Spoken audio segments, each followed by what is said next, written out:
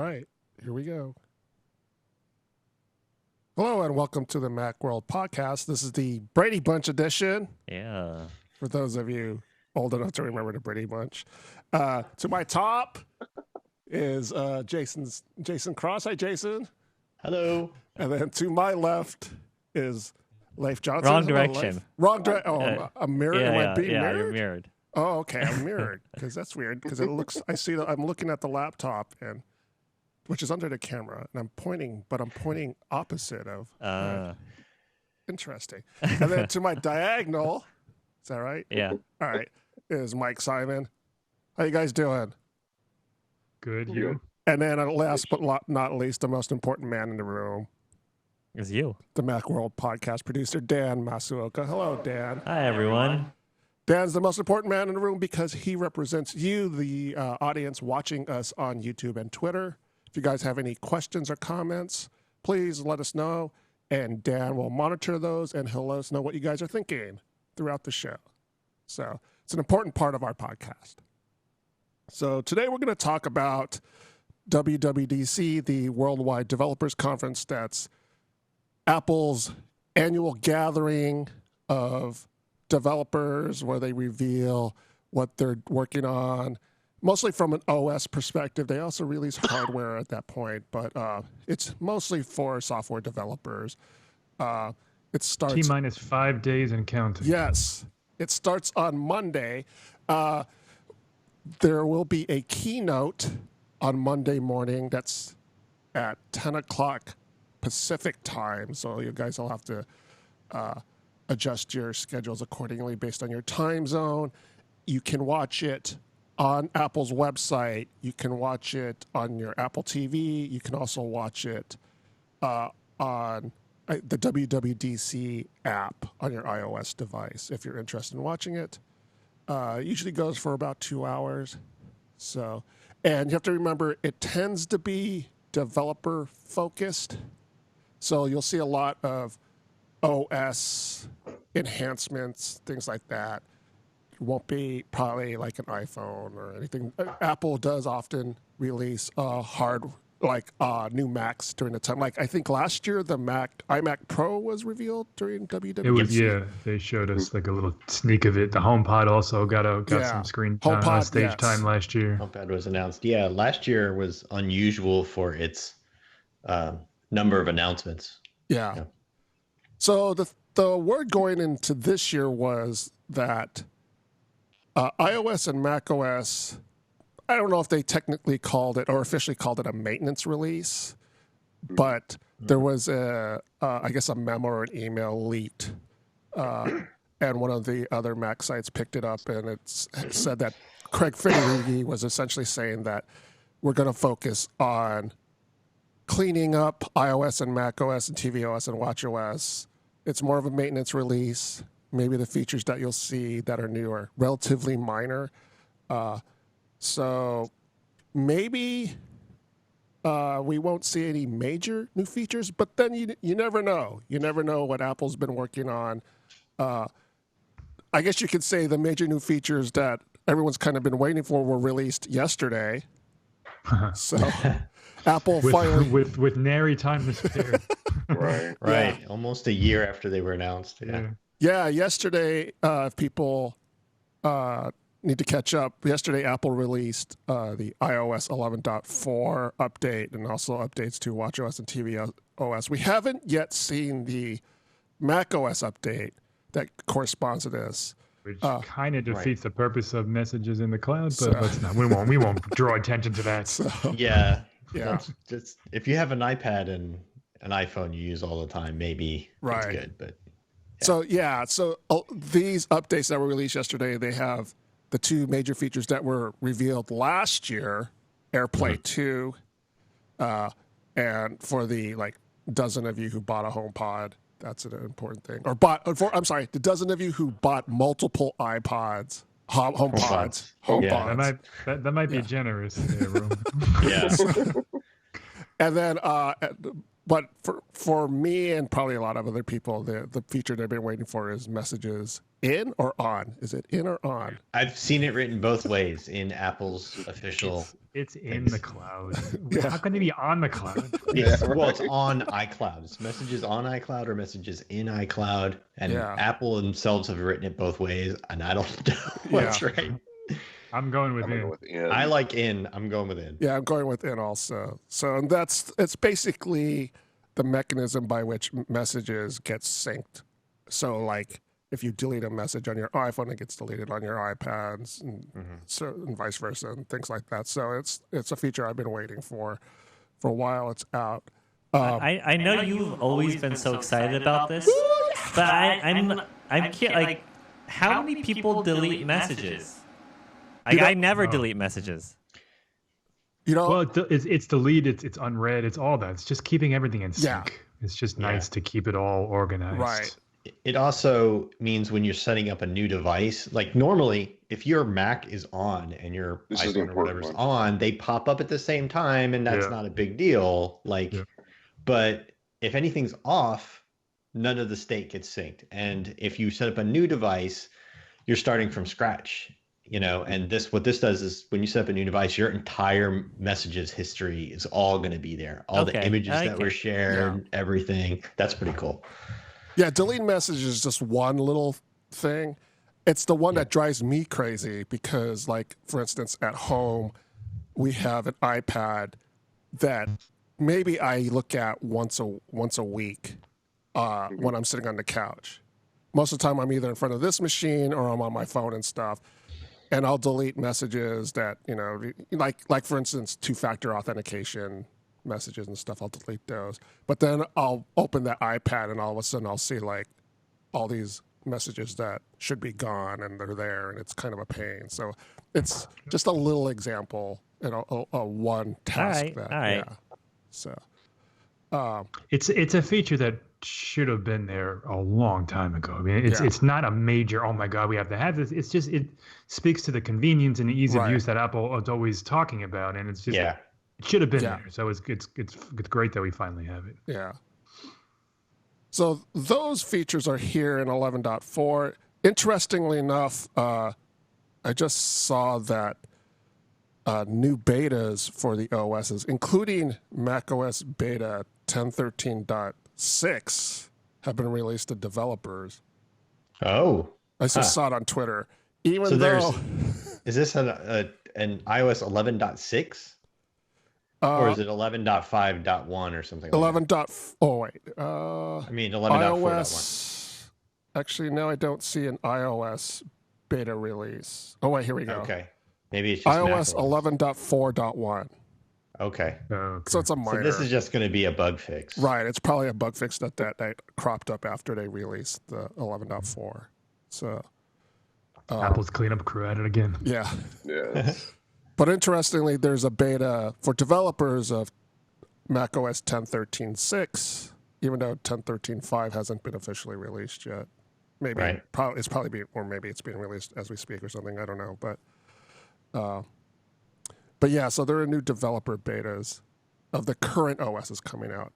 But WWDC will be getting information on upcoming OSs, mostly iOS 12.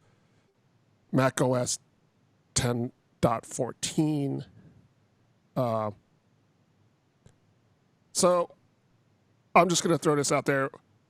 What do you guys are hoping to see? What do you guys don't think we're going to see out of Apple coming next week? I know it's a big question, but we could start. Why don't we start with iOS? We have an article on our website that Jason Cross put together that talks about what we expect from WWDC, covering Apple's products. So I know probably what's number one on people's list is Siri improvements. Yes. Yeah. So that's what people want to see. Yeah. They want to see Siri get more reliable, more accurate, and just more domains to the Siri kit, developer stuff. The more more categories of stuff that for people to integrate with Siri. Yeah, particularly with HomePod. Yeah. Yeah, the one thing I wonder though is, Apple's going to have to do a lot to Siri to kind of, as you put it in your story, Jason, it needs a massive boost. Yeah. And I don't know, can Apple do that? At WWDC, is it going to be able to do that? I don't expect that we're going to come away going like, oh my God, Siri's number one. Like I can't. Right. They just blew past everybody else. That there's no way that they're going to do that in this span of time. They've been obviously working on it a lot for a couple of years. I mean, you can see the changes in organizationally, how they put it under Craig Federighi's team now, like they did that last year, the hiring that they've been doing, the acquisition of AI and machine learning companies over the last couple of years. So they're working on it a lot, but it's going to happen in stages. And what I'm hoping, like my best hope for what we can see out of it, is that we come away saying, not necessarily that they've surpassed everybody else, but they're like, okay, they're taking it seriously. There's going to be a big improvement this fall when everyone gets a software update, and it's going to stop. For this release, it's going to stop being like the butt of internet memes and jokes. And then, hopefully they can keep that pace up. And then next year they're going to another leap and so on, and it would be nice to hear something about how they're changing things organizationally to not kind of drop Siri features every each year with an OS update, but just like this continual push of new Siri capabilities and features just throughout the year, that they just keep rolling these things out. I would love to hear that. I would love to hear that for a lot of things Apple does, for that matter. Yeah. The number one thing on my list with Siri is to have something that rivals Alexa skills and Google Actions, because there's no easy way for developers to create a command that you can say, hey Siri, do this, that's not built into your phone already. And Alexa has, I don't know, tens of, like 12,000, I think the guy, my PR rep emailed me last time. Google mentioned that they had 5,000. So we're talking about, these are significant platforms. Yeah. And Apple has 0. So it would be nice if they had some kind of an open platform. Well, SiriKit does have some of that stuff. Yeah, some of it. It's like they have things for locks and lights and stuff like that, and it works okay. But very minimal. Yeah, and there isn't like a library. Like you can go into the Alexa skills library and just kind of tool around and see what they have. Like, oh, this looks cool, I'll try that out. If you don't like it, you just don't use it anymore. Apple has nothing like that. Each week I get an email from Google and Amazon that says, here's the new stuff that that Google Assistant and Alexa can do. I don't get that from Apple. So, I just wish Apple would start thinking of it beyond what they can add to it. It's a community project, these voice assistants. I think we're not likely to see what Amazon and Google do, where you basically run apps on their platform and you have to ask the app, you have to say, hey Google, tell so-and-so to this and this, right? You have to I don't think that's a user experience that Apple wants, but they do have SiriKit, which has these narrow domains right now, which are things like lights and blinds and whatever. And I think they can greatly expand what those domains are. They don't have one for music, for example, and all this other stuff, right? So, or even like games and stories, the other assistants do so many fun things that aren't just related to smart home and whatever you do on your phone, setting alarms. Yeah. So on Twitter, Coral is asking, what's preventing Apple from vastly improving Siri? And I'll kind of turn that in, like, what will prevent them from announcing anything with Siri? I mean, should do whatever. The big thing is just their own stubbornness and hubris. Yes, definitely. Yeah, they think our way is the right way, and trends be damned. We're going to do it this way, and if you don't like it, go buy something else. That's how they approach their There's stuff. been some reports in the past about how when Apple bought Siri was a third-party app. Originally, Apple bought them and integrated them into the OS, and it was held together with duct tape and baling wire. I mean, it's like, and they barely were able. It was really popular, too popular, and it couldn't scale. And it was like this constant.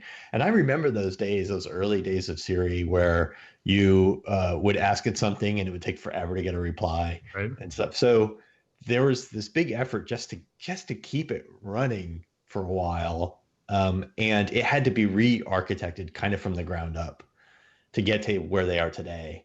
So I think what's going to allow, all they need to do really to vastly improve Siri is like, now they just need to put in the work. Like they just need to emphasize it within their company. Like, this is going to be critically important. This is not a feature that we have finished and can say that we've done and is part of it, but this is a computing platform that is going to be, as these assistants are going to be as important as AR and all the other things that we really care about and are really investing heavily in. And they have to do that. And I think they must understand that on some level, because they build Siri into every one of their products. They have a smart speaker, they watch, because though they get that it's a future. They just don't really, I don't think they necessarily buy into that it's the future that Amazon and Google think it is. Mm-hmm. So here's something simple that I would like to see. Everybody's talking about new features, adding stuff. I've said this before in previous podcasts. I would just like Siri to be able to understand me better. Again, when you look at like Google Assistant or something, you're just looking on Google Docs. It's beautiful. It's perfect the way it transcribes what you're saying. Siri, that's the point we're talking about, the butt of internet memes. It's how it misinterprets everything that you're saying and stuff like that. I would like for it to actually understand what I'm saying, start from there. And if they show that works at WWDC, I will already be impressed. So do you guys... That alone shows how far behind they are. Do you guys think that they are, the Siri team is patting themselves on the back going, great job, everyone? Like, what do you think their own self-assessment is? Well, the thing is that Apple's so secretive about everything is that for all we know, they could be working as hard as they can on Siri, and they just haven't been able to get there. But at the same time, we could also say that they've totally ignored Siri and finally went, oh, we need to be working on this. So you can say it on both extremes because we don't know. Apple won't say. It's enough of a priority for them to make big organizational changes, put it under a completely different department of the company. They hired from Google. I can't remember the guy's name, but he was the one in charge of the sort of AI learning stuff at Google. They stole him away just this year, just a couple months ago or something like that. Gianandra. Yeah, he's like the architect of all that AI ML stuff at Google. He's a big deal. Yeah. Right. So it's at least important enough for them to do stuff like that. Yeah. There's a part, the optimistic part of me hopes that, the reason, Siri has stuck for a long time, that they've had plenty of time to build something and maybe they will surprise us. But the fact that they're, they just now made this big hire just a couple of months ago, that kind of thing, that kind of dashes my hopes that we actually are going to see some massive improvement in time for WWDC, because that alone to me would require some big organizational changes. Mm-hmm. So kind of based on what Leif was saying before about how Siri doesn't understand you, one of the prevailing theories is that because Google and Amazon collects your data, they can use that. That's to their advantage to improving their assistants. Or Apple, they've decided that they're not going to do that. So in the way that's an obstacle that Apple has to overcome. I don't know if that's true or not. It seems to make sense, but you would think that, Apple would be smart enough to figure out how to work around that, and that they have the resources to work around that. For understanding voice stuff, I mean, anytime you make a query that requires an answer from the web, your voice does get everything from after you said, "Hey Siri," gets sent to Apple. It gets anonymized and sent. They don't know who made the request, but they know it came from this device, and then they can send it back. So there's stuff they can do, but that hits all of their machine learning stuff. Right. Like your photos are encrypted before they're sent up to iCloud. They can't look at them if they want to, so they can't use them as machine learning training. They have to go to And there's entire industries that revolve around data sets for machine learning training, but they have to do that. They have to make their own. They have to use third-party companies and stuff like that, and that makes it harder. Yeah, and they are working to that end. They are working on making our phones like individual little machine learning things. They have the the bionic chip. If you search for like, I don't know, Christmas tree inside your photos, like it understands like what you're looking for. It'll kind of search that metadata and the pictures and stuff, but it's just not on the scale that Google's at. Right. See, this is what I'm talking about by, okay, when the way I interpret it, what you were saying about how they, send your data on is, that over time it learns my. No, Google, the first time I did it up, you did me well. And that's what I mean by it would understand me. Now, if you're talking about privacy, like the collective are all of our voices. It's learning how to, implement languages that way and tell out the minute distances. Yeah, I can see that. But I can see that like being maybe a privacy data thing that Apple's against Swift. That would help with machine learning. But yeah, that's just what I'm amazed. From the second I turned it on with my Texas accent and everything, it understood what I was saying. So. Yeah. And that is a fact that's a result of analyzing millions and millions of voices under tons and tons of conditions, Yeah, I think a lot of people would be happy if WWDC, the keynote, was like 90% focused on Siri. Yeah. I think that would make a lot of people happy. And I don't think they have to show that they're catching up with, or that they're on par with Google and Amazon. I think they have to show that they've devoted resources to, which they have, but I think they have to show that they have. Yeah. And I don't think they could go out there and impress us that, oh wow, this is better than Google Assistant now. But it's all about progress. Right. Exactly. If they show significant, be assured that they're doing what they need to do. Right. We're working on it. We'll get there. Yeah, right. More than like just a new accent or a new voice. Yeah. Right. So it has to be more than just that. So there has to be some practical. It has to Siri needs to be more able to be used practically. Is that what I'm trying to say? Even if they just said, listen, we're going to normalize this across all of our devices. And when what you ask your iPhone is the same from your Mac, like it all works. Right. That's a start. And Google doesn't do that either in Apple's defense. Mm-hmm. Like they're different on every device that we have. Right. And kind of homogenizing, making it better everywhere. Yeah, it makes sense to some degree. Like there's certain things well, sure. That just don't work. Yeah. But there's just a lot of stuff that could work on. Like you can't. Is it reminders or timers? Like that doesn't work on a Mac. Like there's like silly things that are just. The Mac is like way out there in the edge case. Yeah. So I don't expect a lot of the video stuff to work on my HomePod. Obviously, that you would have on Apple TV. But yeah. Yeah. In terms of specific features, they really need to address with HomePod. They need to address multiple users in some way. They need to at least make it so that if they're not going to do multiple users, they need to at least make it that if it doesn't detect the person's voice to whom's account this is using, then everybody else is treated like a guest and can't set reminders and stuff or read messages and stuff. Yeah, exactly. And I'd like to see, I mean, this would require hardware, but Apple TV to have a microphone, so you don't have to use the silly remote to make all your commands. Like have it be like a hub of sorts. So you can the whole remote needs to go away. Well, sure. Well, ideally, Apple TV would be.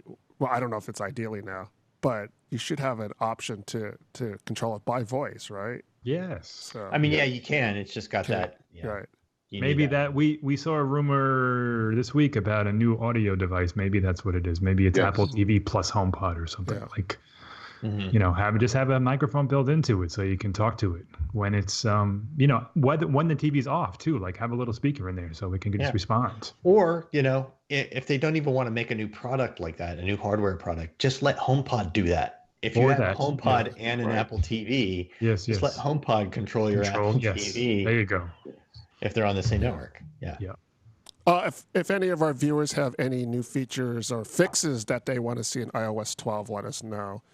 Since we're kind of talking about, we should mention some of the stuff that we just haven't seen.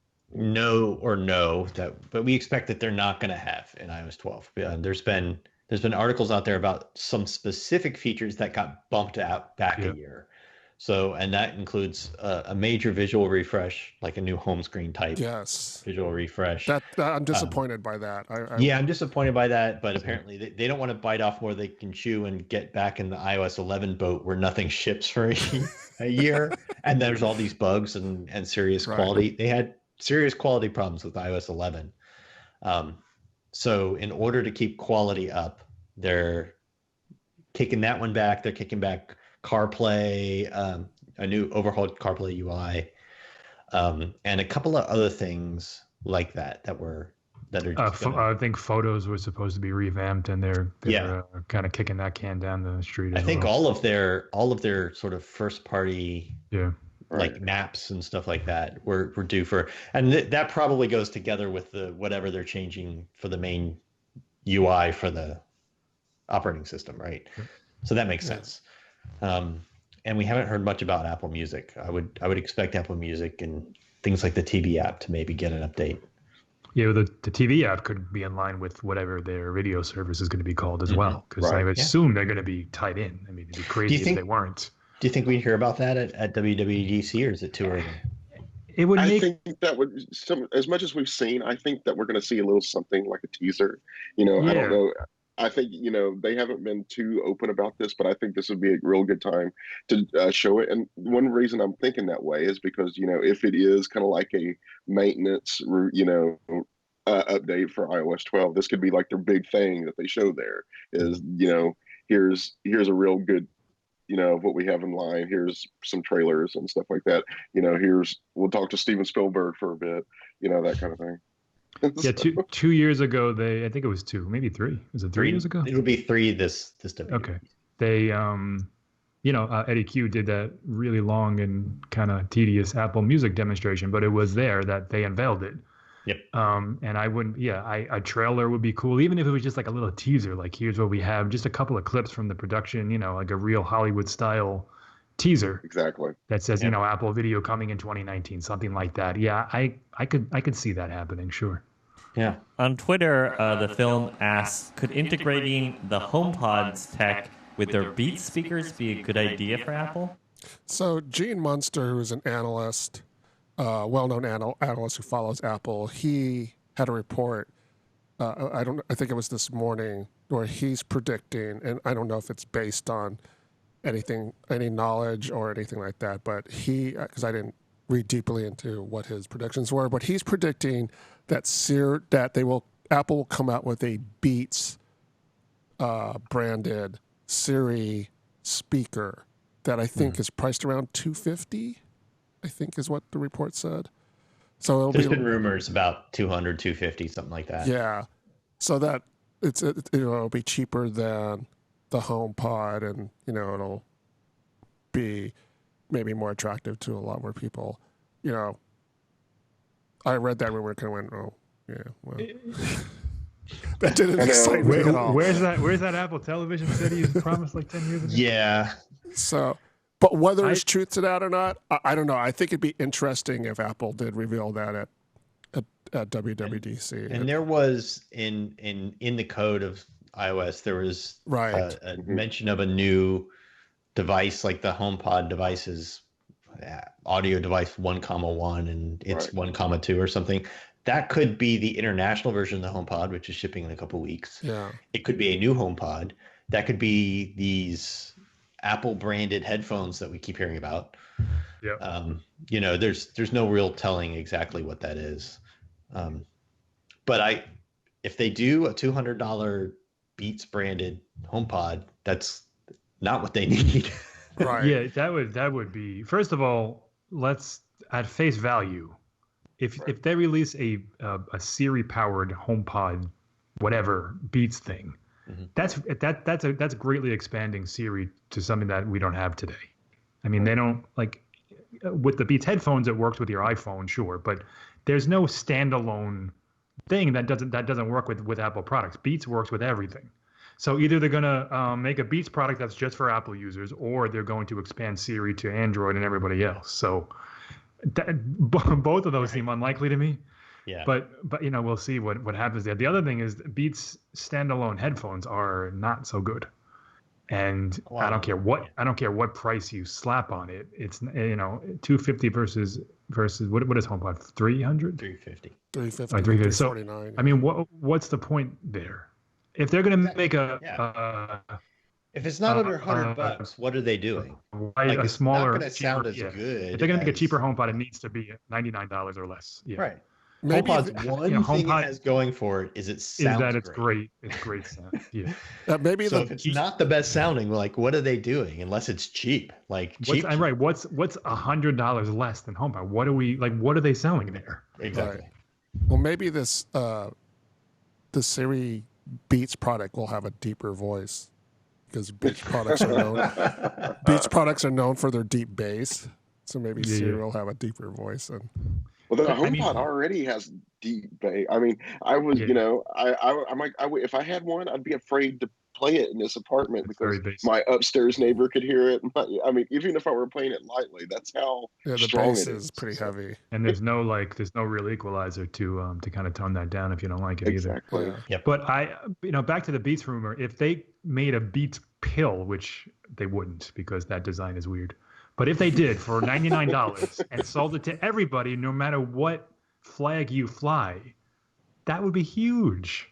I mean, that's bigger than anything that they've done so far with Siri. If that's going to happen, and Munster just kind of casually threw it out there, that's a major change for Apple, yes. And I just don't see that happening. I think Siri is going to be forever tied to iDevices, and that's just the way it's going to be. Mm-hmm. Yeah. As much as I'd like to see that change, so I don't have to keep switching back and forth between Android and iOS to test out something new. So one of the things about WWDC that I'm sort of fearful for is that Apple, I don't think they would do it at WWDC, but I'm afraid that they would showcase maybe glitzy, showy features because they look good in a demo. But in the overall scheme of things, they make you kind of shrug in terms of their importance. Like, for instance, making improvements to portrait mode photos. I think they need to do that. Okay. But if they were to showcase as, here's the marquee product, be like, well, okay, that's what I really wanted was like a new homepage. We would be more likely to see that at the iPhone events. I mean, just using your specific example. Right. But WWDC is always kind of more overarching themes than like specific glitzy consumer-front-facing features. Right, or like if they said, hey, we got new Animojis. Right. Yeah. Right. Yeah, that's however, right. Because that brings up a good point. There was one of the very few specific rumors we have about iOS 12 is that they're going to expand the capabilities of the NFC chips in our phones. Yeah. Right now, they're just used for Apple Pay and a couple of partners around in Asian countries for mass transit. But NFC is capable of being used for all kinds of card readers, door locks, all this other stuff. And they're going to make APIs to do this stuff. And I don't think it's going to be as open as Android because I don't think that they're going to allow you to use NFC for other payment systems beyond Apple Pay, like just mass transit systems and stuff. But if we take that and think, all right, that's sort of maybe that's the theme of iOS 12 is a bunch of developer SDKs for a bunch of stuff. Right. So we could see maybe not, we have new Animoji, but maybe we'll see an Animoji kit where just like people make stickers for messages, developers can make their own Animoji that they distribute with their apps. So that would be the kind of thing that I would expect to see out of this. Maybe not that one specifically, but all throughout iOS, I think we're going to see an expansion of the quote kit. That goes along with what Apple's been doing for the last couple of years. The keyboards and things like this. Like they've been opening up iOS a little bit more each year. So. Yep. And one thing I got $50 riding on the opening video is Animoji. If anyone wants to take my bet, I'm not taking that bet. No, that's not. An Animoji opening, I could see that happening. So, an Animoji opening, yeah. Time to walk out. So,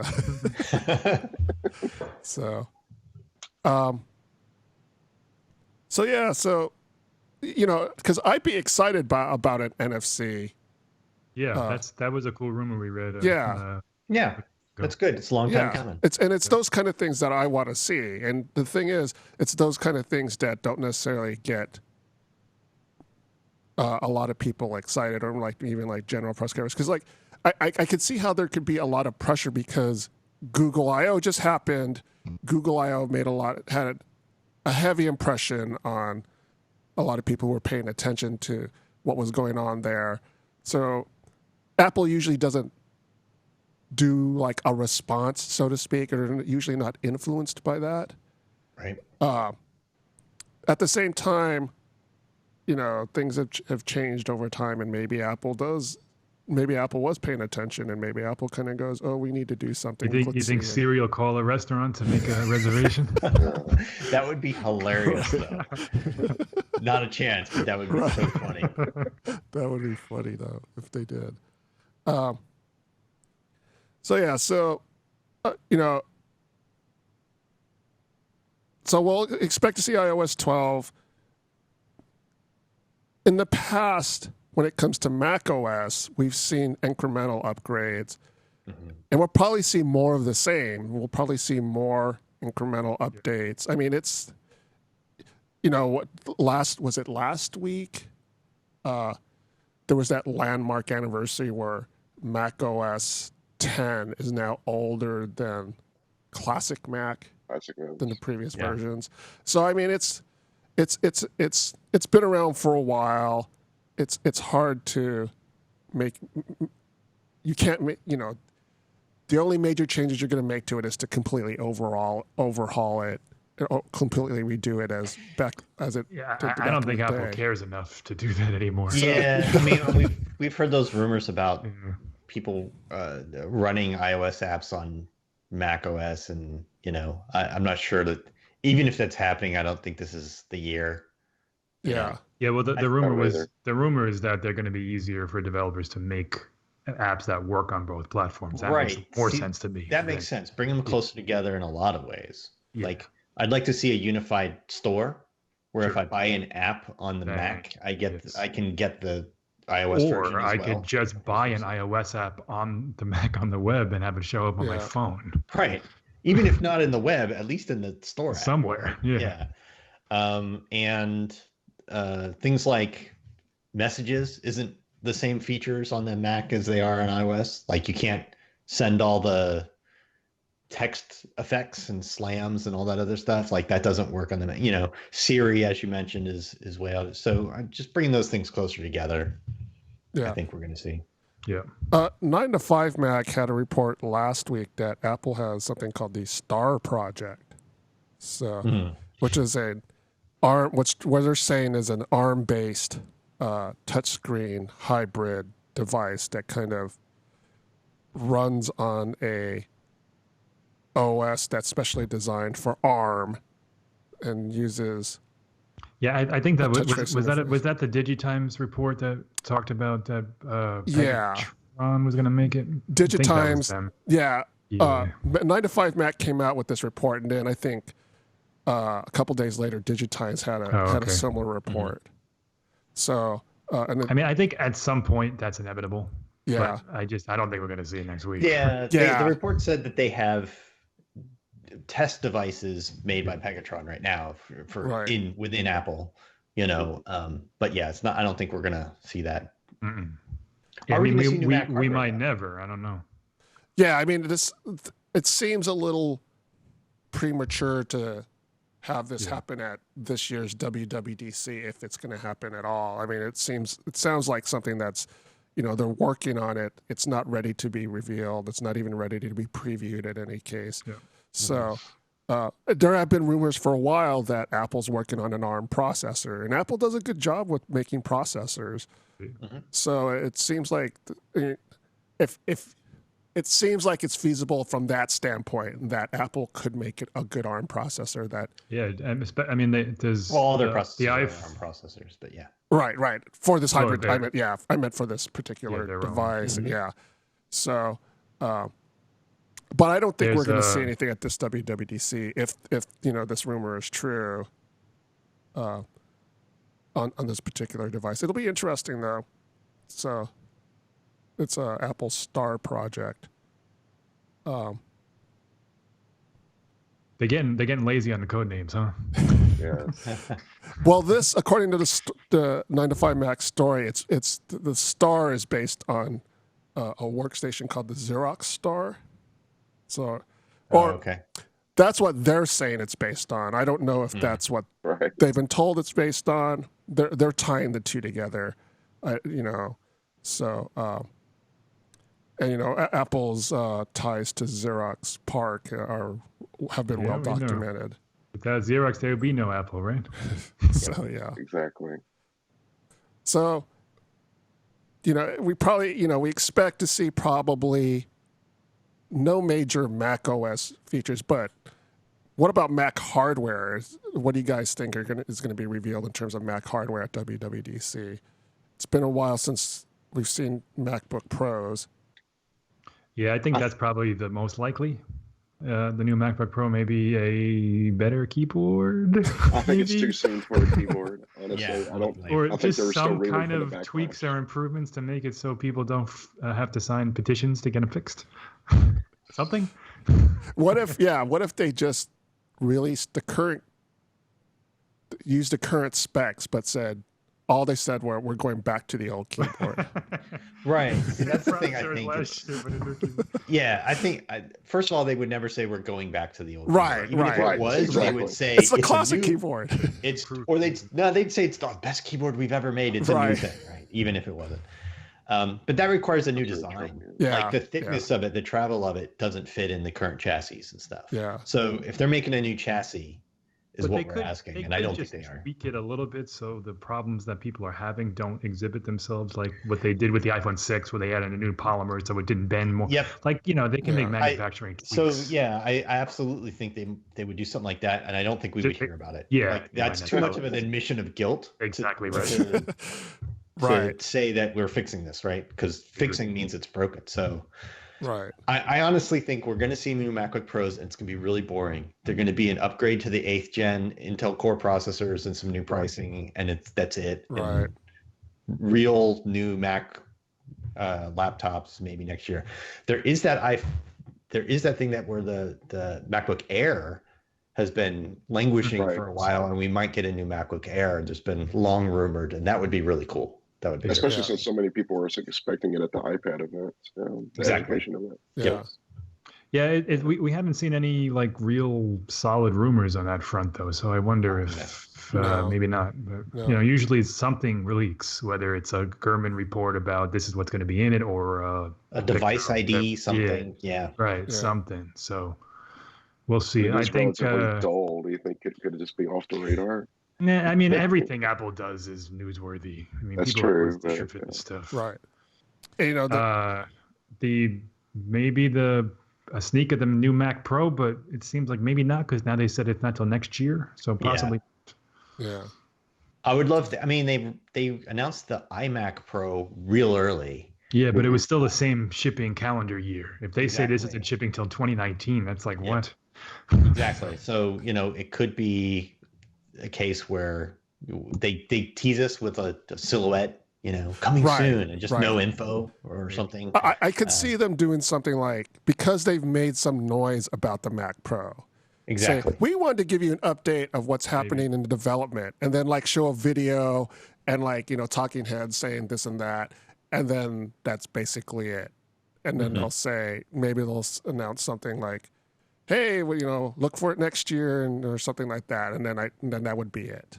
So I could see them doing something like that. It's kind of a stretch, but because they have been making a little bit of noise about Mac Pro, I could see them. Yeah, they've been unusually forthright about in public about. Yeah, and this is the audience they kind of want to address with it. So most if not here, that's the case. Yeah. So you guys kind of talk about this. on other episodes. But on Twitter, Coral asked why the rigid divide between macOS and iOS, especially with the use of professional apps. Like, how much of that is, based on ARM-based, like the CPU, and how much of it is based on, just like the input? Yeah, like how you interact with, mouse and keyboard versus, finger. That's a good question. Yeah.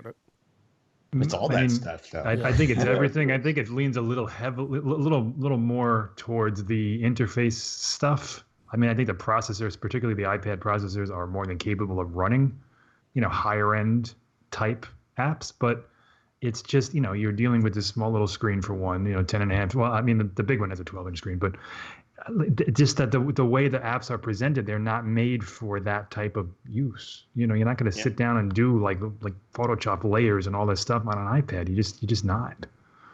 Yeah, I mean, even if you could, just the way developers interact with the operating systems, the APIs and everything are doing the same thing on different operating systems is different and has different nomenclature and names and everything.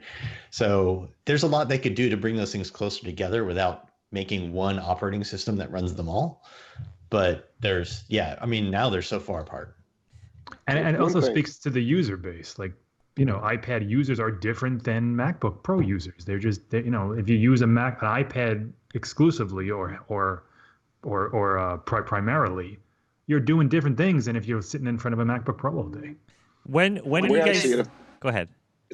The way I see it, if they ever do like cross functionality, it's basically going to be like iOS. You're going to be able to use more iOS stuff on the Mac. I can't see it going the other direction, using Mac stuff on like an iPad or something like that. Because you would, like I have a card flow, that's the name of it, program that I sometimes use, and I could see myself manipulating that with my mouse as opposed to my fingers and stuff. That same kind of thing is not going to work as well on something like Photoshop proper, in making that, taking that over, it's going to be a more complex thing. That's the way I think that I see. If we ever see it, you would basically be able to use iOS features, through an app that's shared on Mac, but not the other way around. So when do you guys think Macs will have a touch screen? Never. Yeah, I don't think it's out of the question, but Johnny Ive is very against that. He has to be. Yes. That's one of the few things that Apple comes right out there and says, like, no, we're not doing it. Apple has a design philosophy, and touchscreen Macs do not fit in that philosophy. That the compromise that they had was the Touch Bar on the MacBook Pro. I think if there's anything like this Star project or whatever that comes out that bridges the divide between a Mac and thing, I don't think it's going to carry the Mac name.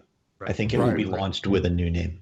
Yeah. So do you guys? Go ahead. I think we're more likely to see a trackpad on the iPad than a touchscreen on the iMac, to be honest. And we're not going to see that either. Yeah. Do you think that Apple is wrong on the touchscreen issue? It's tricky. As macOS currently is, I think they are correct. So there is a product, I forget the name of it, that I reviewed a while ago that is essentially a screen overlay, a hardware screen overlay that you can put on your iMac. And it essentially makes your iMac a touchscreen Mac. And I've reviewed this product. I can't remember the name of it now. And this is a while ago. And I think it's still available. The problem is that macOS isn't designed with touch in mind. So the elements are too small to touch. The menus are too clustered together to, to discern what your touch is. They're just the touch elements just aren't big enough in a lot of instances for it to work on macOS. So they would have to totally redo macOS to kind of like Windows did. They would have to redo macOS. Right. Windows had to redo itself in order to incorporate these touch elements. Right. Apple would have to do the same thing with macOS, or they would have to figure out a way to adopt iOS on a Mac. Let you run iOS apps on a window and then you can touch them. Right. So I think that's the agree main with that, issue. with one exception, and that's the pencil. Right. I think pencil support on a Mac makes a ton of sense. Yeah. Being able to literally draw on the screen Yeah, I agree with that. But then you would have to have a hinge and have to flip it around so it's comfortable. You couldn't be reaching up like this. You'd have to. Yeah, I mean, use it flat. Gorilla Grip. That's where I was thinking. Yeah, exactly. I mean, that's what Chromebooks do that, and the Surface obviously is a kind of a hybrid device. And I honestly think I use this thing, the Pixel Book, all the time, and I 90% of the time use it as a laptop. Mm-hmm. And I think the same is true with the Surface. I think most people are using them as laptops. It's nice to have the option, but first of all, they'd be too expensive for. I mean, Apple would charge God knows how much for a touchscreen MacBook Pro or iMac. But I just don't think. I think if they're going to put research and development dollars into something, that's not high on my list. Yeah.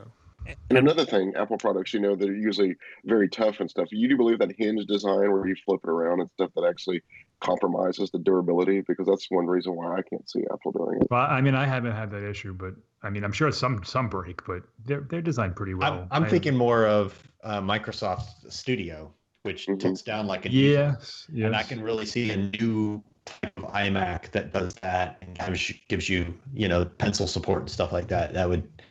That's within the realm of something I could see Apple doing, especially with their focus on creatives. I don't expect it. Yeah, but that would be like 3,000. Isn't the Surface like $2,500? I don't know, but that's not going to scare off Apple. The new iMac Pro does that, and but yeah, when I saw that from Microsoft, I said, "Oh, this looks like something Apple would have done." Yeah, that was my first thought. Yeah. I think we all had that thought. Yeah, I mean that's very Apple type, ingenuity. There are products that let you use Mac OS on a screen and use a stylus directly on that screen. It's like Wacom has a Cintiq. Right. You can, if you're a graphic artist, you're basically using the Cintiq stylus as your pointing device and whatever, input device directly on the Cintiq screen. So it is possible to do it. So I guess Apple needs to decide whether that's a kind of product that can be accepted by the mainstream. So because right now, like the Cintiq's directed at graphic artists. Right. So, yeah. So MacBook Pros, MacBooks, new Macs. So WWDC, we usually don't see new iPhones at this conference. That's saved for the fall, for the Christmas shopping season, the fall season. Mm-hmm. That's when Apple does their big iPhone reveals. But do you guys think we'll see a new iPad this time around? Wait, hold on. I'm gonna throw my hat in the ring for an iPhone SE. I think that will be announced. Yeah, because that would if they did the SE at the other event, to me that would kind of like take away from the power of whatever the iPhone 10 2 is or whatever. But I'm with Mike. I think this would be a good event for that. Yeah, and they didn't do it this spring because it wasn't education focused. So yeah. And I think the SE would kind of be lost at the September flagship iPhone event, so it's good to kind of give it its own little spotlight, and then plus it doesn't need to be updated at the same time. I'm on board with the SE. Yeah. Okay. What are my odds? 10-1, 15-1. Is that a $50 bet? I'm gonna bet. Is that a $50 wager? So. Does the SE, will it look like the old SE? Because the old SE kind of matched what like the 5, the 4, that whole. Will this one now look like, like the 7-ish? And this way, I think it may look more like there's a possibility it could be a 10 look alike. Yeah, the rumors are all over the map. It's everything from it's going to look the same and just have new internals to it's going to have a super slim bezel, a notch, the whole 9 yards. Not OLED because that's too expensive. It'll be an LCD screen, but the notch would surprise me very much so if they did an iPhone 10 style iPhone SE for $350. That would be crazy. Yeah, that just seems crazy to me. So how about all 4 of you to say which style you think it's going to look like? All right. Starting with you, Mike. I say exactly the same way it looks with no headphone jack. Jason. Mike nailed it. Yeah. Leif. I'll go with the 10, but without the OLED display. Ooh, and Roman. I'm going to say the current form factor with a glass back for wireless charging. Oh, that's good too. Yeah, I like that. So, yeah, because I think eventually they're going to be all wireless charged devices. So that's good. But at the same time, I could understand why they wouldn't do it because it is the cheaper device. I don't know. Yeah. But I don't know if glass is any more expensive than using the is it aluminum? Yeah, it's aluminum. Yeah. Aluminum back. Is that any more expensive? I don't think it is. I would assume it's a little bit more expensive. Yeah. The actual wireless charging coils and stuff like that's cheap. That doesn't add a lot to the cost, to the BOM cost. Yeah. So that's 4-inch design with a glass back is what I'm going to say. So. And an A9 or 10. an A10? A10. A10. Okay. But then with the glass, they could put the 11. Who knows? They wouldn't put the A11 in there. It's too expensive. But then with the glass back, you can only go with the two colors, right?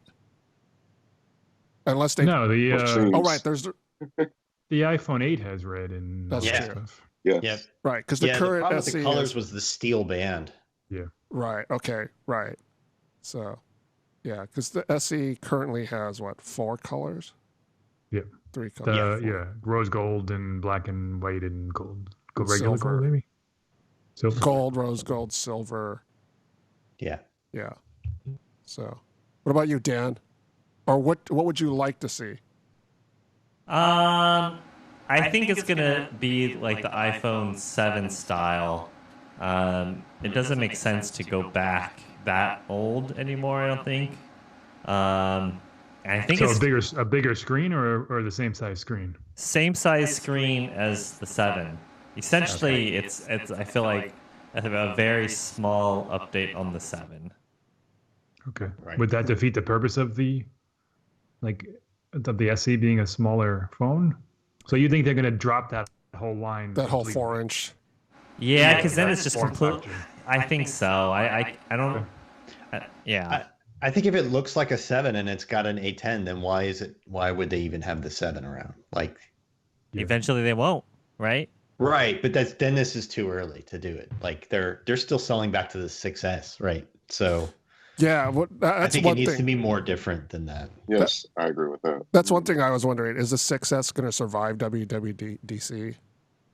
It's not going to survive September, right? Yeah, that's for sure. It definitely won't survive September. So maybe they just cut it now. So I mean, honestly, they should have dumped that when the whole battery stuff came out. They should have just cut their losses. Right? Like they're still selling it. It's just downright hostile. Yeah, because the price is good. Yeah, I think we'll see an iPad Pro. I do too. Update. They did that last year. They do those. It'll have an A10. It'll have the A11X. It's kind of like the A10X, Yeah, I wonder if it'll be Face ID. Yeah, I think they have to do something like Face ID because like I said in my review, the 9.7 is so impressive this year that it's like for a lot of people it's kind of caught up. So the Pro needs to be a little bit more pro than it currently is. Yeah, I mean you'd be getting the better display, that ProMotion display and stuff, and a much faster processor. And that's it for a lot more money, Yeah. Smart keyboard connector, Jason. Come on. Yeah.